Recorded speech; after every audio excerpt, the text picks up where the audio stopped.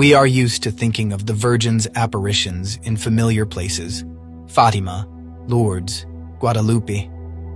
But in 1973, heaven chose the most unlikely place in the world to deliver what many consider the final warning for our era. We are not in Europe.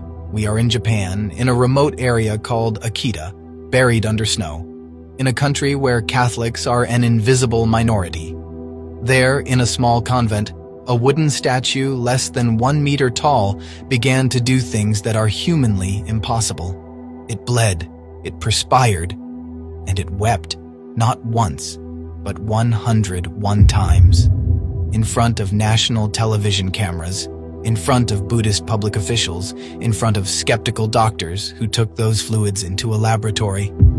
The test results shocked science and shook the church. What did they find under the microscope? And above all, why was the Virgin weeping so desperately? The message she left to the visionary, a deaf nun, speaks of fire falling from the sky and of an internal crisis in the church that we can now see with our own eyes. This is the story of the apparition that the then Cardinal Ratzinger described as the continuation of Fatima, and it is unfolding right now. The protagonist of this story seems like the least likely person to receive a message meant for the whole world. Her name is Sister Agnes Sasagawa. She is a fragile woman who has completely lost her hearing. She lives in total silence. But on June 12, 1973, her silence is broken. Not by a human voice, but by a blinding light coming from the tabernacle of the chapel. A few days later, something even more physical happens. A wound in the shape of a cross appears on the palm of Sister Agnes's left hand. It bleeds and causes terrible pain. It is a stigmata. As she suffers, the sisters notice something shocking on the statue of the Virgin Mary they keep in the chapel. It is a simple statue, carved from a single block of wood from a local tree. And yet, on the statue's right hand, the very same wound appears, identical to Sister Agnes's. From the dry wood, red living blood begins to flow. Imagine the shock. This is not a medieval legend. This is modern Japan. The sisters see the blood running, and they can smell it.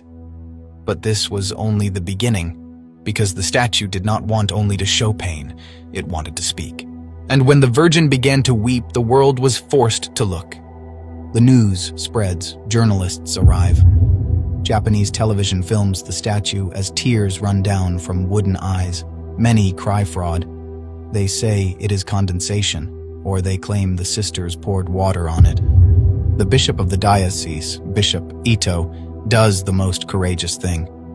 He does not hide behind faith. He calls science. He orders samples to be taken of the blood, the tears, and even the sweat the statue produced, a sweat with the fragrance of flowers. Everything is brought to the University of Akita. The analyses are entrusted to Professor Kaoru Sagasaka, a well-known forensic physician, not a Christian, who does not know where the samples came from. The doctor places the fluids under the microscope and runs DNA and protein tests. When the results arrive, the professor is left speechless. The conclusion is clear. The blood is human blood.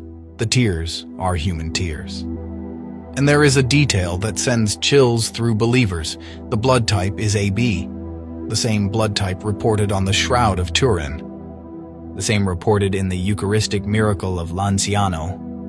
It is as if heaven left the same biological signature in Italy, in Israel, and now in Japan. Faced with this evidence, the doctor could not offer a scientific explanation. A dead piece of wood cannot produce red blood cells and plasma. Someone was trying to tell us that this statue was alive. But why so much suffering? Why weep 101 times? The answer is in the message the Virgin entrusted to Sister Agnes, a message given on October 13th, the same day as the final apparition at Fatima and the miracle of the sun. The words of Our Lady of Akita are harsh but necessary, like those of a mother who sees her child running toward a cliff. Listen carefully, because it sounds like a description of today's headlines. If men do not repent, The Father will inflict a terrible punishment on all humanity. It will be a punishment greater than the flood. Fire will fall from the sky and wipe out a great part of humanity. The survivors will find themselves so desolate that they will envy the dead.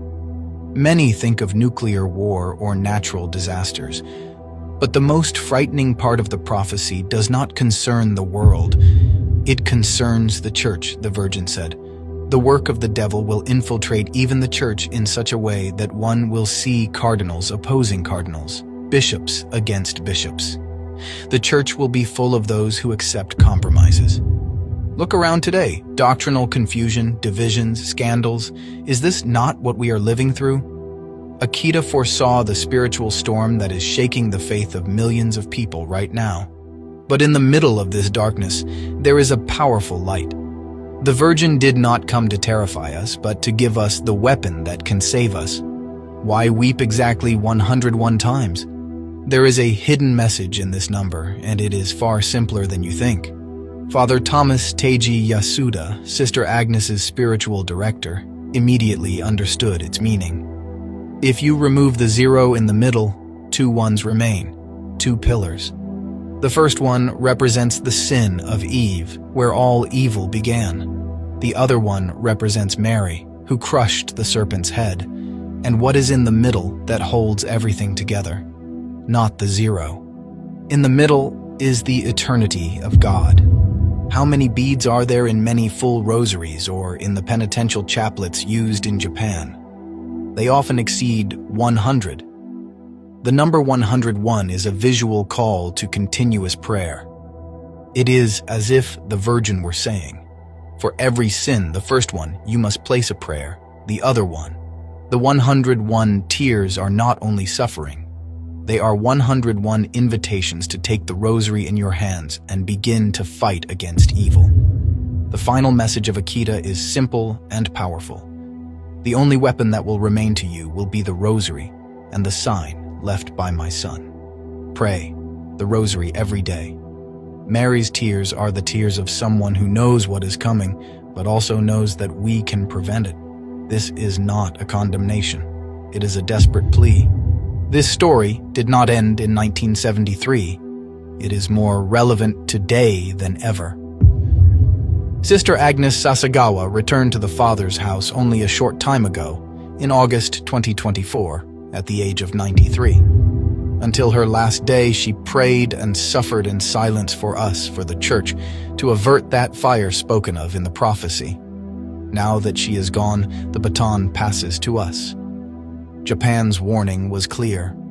The scientific evidence exists. The message is being fulfilled before our eyes in the divisions of the world and of the Church. We can ignore it, or we can do what the Virgin asked: console her heart and use the weapon of the rosary. Our Lady of Akita showed us that even a piece of wood can bleed for love of us. How much more should our hearts bleed in the face of the world's indifference? Let us not allow these tears to have fallen in vain. Today, in the comments, we want to make a collective act of consecration. We want to answer that weeping with a promise of fidelity. I ask you to write a very simple but powerful sentence, a sentence that dries the Virgin's tears and places us under her protective mantle. Write this below. Mother, save us. Write it as a prayer. Mother, save us. May this video become a chain of prayer that crosses the world. Subscribe to the channel so you do not miss the next stories of faith that light up the night. May God bless all of us.